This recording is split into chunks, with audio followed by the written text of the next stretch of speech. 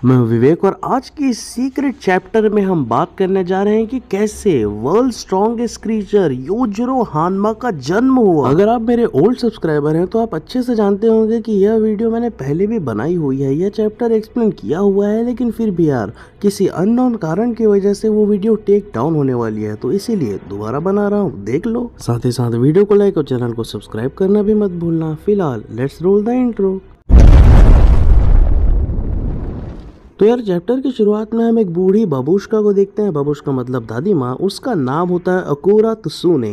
As इनकी 101 साल होती है। अब ओकुरा बाबूश्का की प्रोफेशन की बात करें तो वो 15 साल की उम्र से दाइमा रही थी। दाइमा का बेसिकली ऐसा काम होता है कि जैसे हॉस्पिटल वगैरह नहीं है तो उन्हें बुलाया जाता है बच्चे की डिलीवरी करवाने के लिए। बिल्कुल यही काम करती थी हमारी बाबूश्का। अब यह काम जो है उन्होंने 15 साल की उम्र में शुरू किया था और 86 की उम्र तक किया था। इस बीच उन्होंने लगभग 55,000 लोगों की डिलीवरी करवाई है, सोच के देखो। अब इनके इतने वंडरफुल काम के लिए इन्हें सराहना देने के लिए एक टीवी शो में बुलाया होता है और यहाँ पर वो एकदम से हमें बताती है कि सभी के सभी बच्चे हैं वो बहुत अच्छे थे। आज तक मैंने जिन लोगों की डिलीवरी करवाई, कई तो मुझे याद भी नहीं है, लेकिन एक है जिसे मैं कभी भी नहीं भूल सकती। जब मैं उसे उसकी माँ के कोख से निकाल रही थी तब वो मुझे आंखें फाड़ फाड़ कर देख रहा था, जैसे कि उसे सब मालूम है। इस चक्कर में मैं बहुत डर भी गई थी। फिर तुरंत ही उस बच्चे ने थोड़ी देर बाद अपनी आंखें बंद कर ली। मेरे हाथ एकदम से कांपने लगे थे उस बच्चे को छूते ही। ऐसा लग रहा था कि जैसे कोई राक्षस हो वो।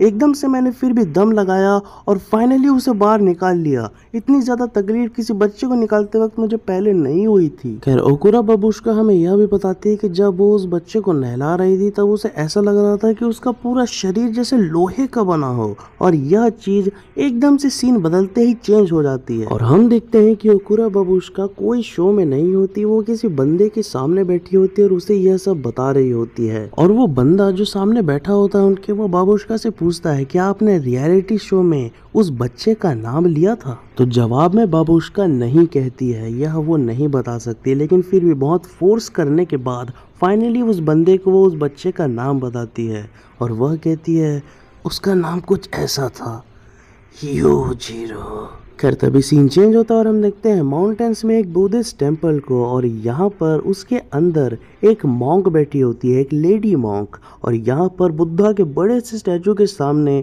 वह बता रही होती है किसी के बारे में। और यहाँ पर वो बताती है कि उस बच्चे के कारण ही उन्होंने यह मॉन्क वाला पाथ चुना है। और उतने में ही वो हमें बताती है कि जब उसे दूध पिलाने का समय आया तब मैंने नोटिस किया कि कुछ तो गड़बड़ है उसके जबड़े में, और जब मैंने एकदम से उसके होठों को हटाकर देखा तो उसके केनाइन्स आ रहे थे। कुछ महीने के बच्चे के इतने बड़े दांत आखिर कैसे आ सकते हैं, इतने जल्दी ग्रो कैसे हो सकते हैं? खैर यह सब जब मैं देख रही थी उतने में ही वो बच्चे का एक्सप्रेशन ऐसा था कि जैसे वो मुझसे कह रहा हो, क्या कर रहे हो तुम ये सब, जल्दी से मुझे पीने दो। और जब उसने दूध पीना शुरू करा तो अपने केनाइन को एकदम से गड़ा दिया, अपने हाथों एकदम दबाते हुए एकदम ब्रूटली तरीके से दूध पीने लगा था यार। इस चक्कर में उनकी माँ को बहुत ज्यादा तकलीफ हुई थी। एकदम से वो रोने लगी, पूरे आंसू उस बच्चे के चेहरे पर गिर रहे थे, लेकिन उसे कुछ फर्क ही नहीं पड़ रहा था। खैर इसके बाद वह मॉन्क हमें यह भी बताती है कि ऐसे ही कुछ दिन जब बीत गए तो एकदम से एक दिन वो बच्चा बहुत जोर जोर से रोने लगा था।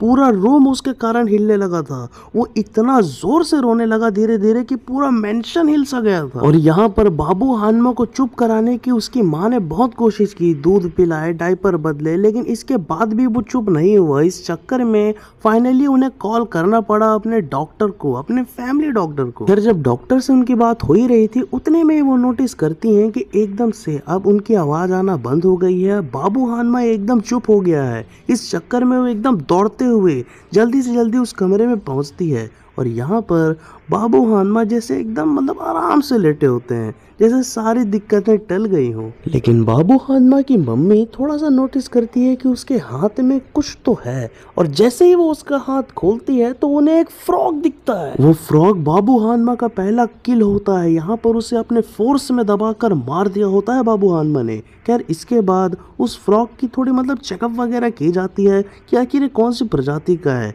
तो उन्हें पता चलता है कि यह सबसे जहरीला फ्रॉग है। यह सिर्फ और सिर्फ जापान में पाया जाता है और इसका नाम है पॉइजन डार्थ फ्रॉग। और यहाँ पर इसका एक बूंद जहर इतना पावरफुल होता है कि वह हजार कई 100 टीनेजर्स को मार सकता है। और यह फ्रॉग जो है इस पूरी दुनिया का सबसे भयानक जहर रखने वाला जीव है। खैर तभी फिर से सीन चेंज होता है और हम देखते हैं यहाँ पर एक और बहुत बड़े मेंशन को, और यहाँ पर एक व्यक्ति सिगार फूकते बैठे हुए होते हैं जो कि एक कंट्री के प्रेसिडेंट होते हैं। और यहाँ पर एक बंदा उनके सामने बैठा होता है और कुछ सवाल पूछ रहा होता है, और वह उससे कहता है कि मुझे उस रात के बारे में कुछ बताइए। और वह आदमी करते भी ऐसे हैं, वो बताते हैं कि मुझे उस पूरी रात नींद नहीं आई थी, यह सोचते कि ओकिनावा नाम के अमेरिका के पास की एक छोटे से जगह, एक छोटे से टापू में न्यूक्लियर बॉम्ब गिराने की क्या जरूरत पड़ गई। दरअसल ये जो ओकिनावा आइलैंड है, यहीं पर योशिरो ने फाइट की थी यूएसए से, और वहीं से इनके कमांडर ने इस प्रेसिडेंट को कहा था या मांगा था परमिशन कि यहाँ पर वो बम गिरा सके। इस चक्कर में उस प्रेसिडेंट को एकदम नींद नहीं आई थी उस रात भर, और यही चीज को लिए, यही सुरागों के लिए वो बंदा जा रहा होता है। और हमें पता चलता है कि ये पूरी दुनिया घूम रहा है योजिरो के बारे में जानने के लिए। खैर अगर यहाँ पर हम एक चीज नोटिस करें तो यह बंदा खासकर इंडिया का लग रहा है, तो हो सकता है कि योजिरो का इंडिया में भी कुछ लिंक हो।